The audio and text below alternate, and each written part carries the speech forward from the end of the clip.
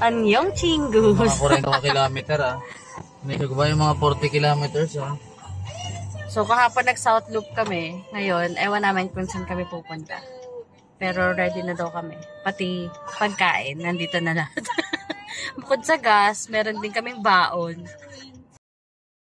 May turon kami. Meron na rin siyang Cloud9. Meron din ako dito, Fudgy Bar. O, diba, prepared kami.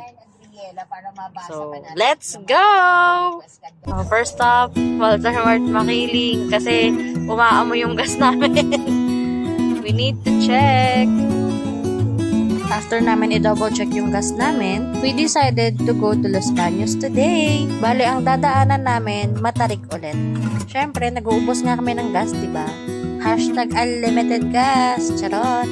So, going to Los Baños, ang aming dinaanan ay ang Bocal Bypass Road. Ito actually yung shortcut mula sa amin papunta ng Pansol, ng Los Baños, pwede rin yung papunta ng Kamay ni Jesus, Pagsanhan, basta papunta ng Laguna. Maluwag pa yung daan ngayon kasi hindi pa siya rush hour. Pero usually kapag mga 6 or 7 PM, sobrang traffic na dito. Ang swerte namin, no, ang ganda ng araw. At wala rin ganong mga kasabay na sasakyan. Nag-google nga lang pala kami kung anong pwede naming mapuntahang malapit dito. Yung kahit na bigla kaming mawalan ng gas, okay lang. Yung hindi kailangang nasa expressway. So, ayon kay Maring Google, malapit lang kami sa may Los Baños Park. So, medyo makipot yung papasukan naming kalsada. Pero papasok po dyan yung Los Baños Park.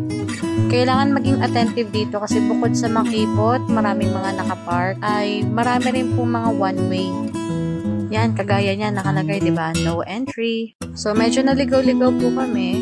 Pero natunto naman namin kung saan talaga yung Los Baños Park. Dito na po siya, maghahanap lang kami ng parking and then ipapakita ko po sa inyo ang Los Baños Park. And we are here. Medyo mainit lang po kaya hindi na po kami naglibot. Pero ito po yung kabuuan niya. Tanaw na tanaw po dito yung Laguna Lake at yung Makiling. Meron din po ditong playground at mga iilang bukas na kainan. Since mainit, we've decided to change location. So, after Los Baños, chinek namin kung gaano kalayo yung Lima Park, which is sa Batangas na siya. Feasible siya puntahan, pero via service road lang yung dinaanan namin. Nagulat nga kami sa nadaanan namin. So, dati siyang Reyes. Bypass ata to. Keep right nakalagay. Ayos to, pwedeng tumambay dito labo. O diba, super ganda. Tumambay kami ng saglit dito. Sino ba namang di mapapatambay sa ganitong view? Ito yung mga panahong mapapaisip ka na lang na sana bata pa rin ako.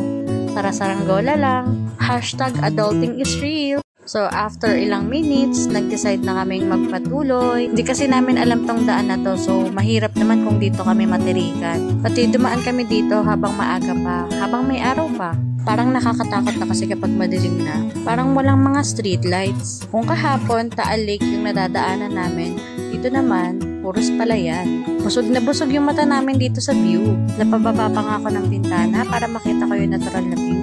Minsan maiisip mo na, ang galing ni God, no? Paano kaya ito nagawa lahat? At syempre, ang galing din ng mga nakatira dito kasi nasustain nila yung ganitong kaganda at kaberdeng lugar. Ngayon naman, papasok naman kami ng kagubatan. Puro puno hindi ko alam kung gubat ba talaga yung tawag dito. Pero yan, konti lang yung dumadaan dyan. Welcome to Barangay Bitin. Talagang parang bitin kasi paakyat lang siya, nakabitin ka, ganun. So, nakikita niyo yung daan, no? Imagine niyo kung gabi kayo dadaan dito. Nakakatakot. Kaya kailangan naming makalabas agad dito kasi baka dito kami abutan ng dilim at abutan na wala kaming gas. Medyo mahaba po talaga dito tapos medyo twist and turns din siya, taas, baba, ganun. I mean yung daan po ha. Nakikita niyo po ba yung tubo na nadadaanan namin? Ang lalaki, diba? Curious lang po kami kung ano yan. Baka may nakakaalam sa inyo. Please leave it in the comments. So, ayun. Pababa naman po yung ditong side. Parang bundok siguro itong naakyat namin Pero pababa na siya ngayon. Merong mga mangilan-ngilang sasakyang makakasalubong, pero more on motor po yung nakakasalubong namin dito. So I guess, shortcut po talaga ito from Laguna to Batangas, na hindi mo kailangang mag-expressway. Okay lang naman na medyo mahaba yung pagtasin namin. Maganda naman yung daan. Basta makalabas lang kami dito nang hindi pa madilim kasi medyo talagang nakakatakot. Walang ganong tao. So imagine niyo kung dito kami matirikan, kailangan mag-refuel, edi nakakatakot.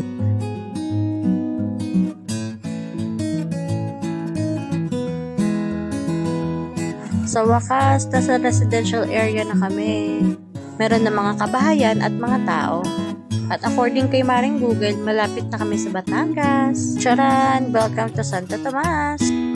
Nandito na ulit kami sa Maharlika Highway, so mas panatag na. Yun nga lang, tinuro na naman kami ni Maring Google sa shortcut, which means looban na naman. Pero at least, nasa Santo Tomas na kami. Ito nga lang yung challenging kapag nasa residential area. Bukod sa mga nakapark, may mga tumatawid, may mga tao, may nagbabike. Kaya ayun, ingat-ingat. Itong park na to, nadadaanan namin to kapag ka Sunday, tapos one way kay Padre Pio. Medyo challenging din dito kasi bukod sa two-way, medyo matarik din, pataas at pababa. Naalala ko pa nang nadaan kami dito, naka-honor lang kami. Talagang sobrang nakakatakot. Nag-uumpisa pa lang din kasing matutong mag-drive yung asawa ko nung panahon na yun. Pero ayun, tignan mo, expert na. Maning-mani na lang sa kanya. So, mga nakailang kilometers na po tayo, pero yung gas po namin, wala pa rin siyang bawas. Mukhang makakauwi pa kami nang hindi nagre-refuel. And we are here at Lima Park. Medyo matagal na since nung last naming punta dito, kaya tara, let's check kung ano yung mga bago. Mag-park muna tayo.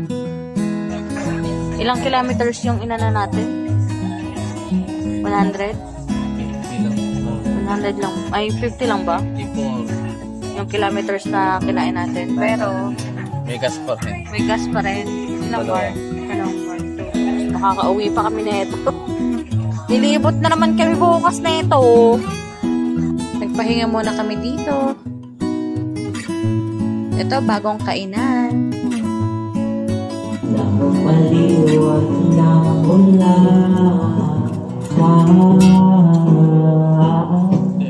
Sinong di mapapasayaw sa ulan? Another bagong kainan.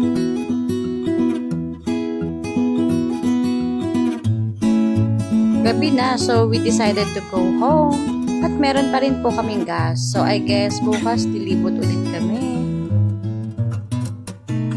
Ito yung isa sa mga lagi naming pinupuntahan dito sa Batangas kasi marami kang malilibot. May mga boutique, merong mga kainan, merong soccer field para sa mga bagets. Di mo pa problemahin kung out of cash ka kasi maraming ATM machines. Basta one of the best places. Sa wakas, nag-refuel na. 6:50 PM, nag-refuel na si Mitzi. Buti na lang hindi kami sa Startol dumaan. Nag-service road lang kami.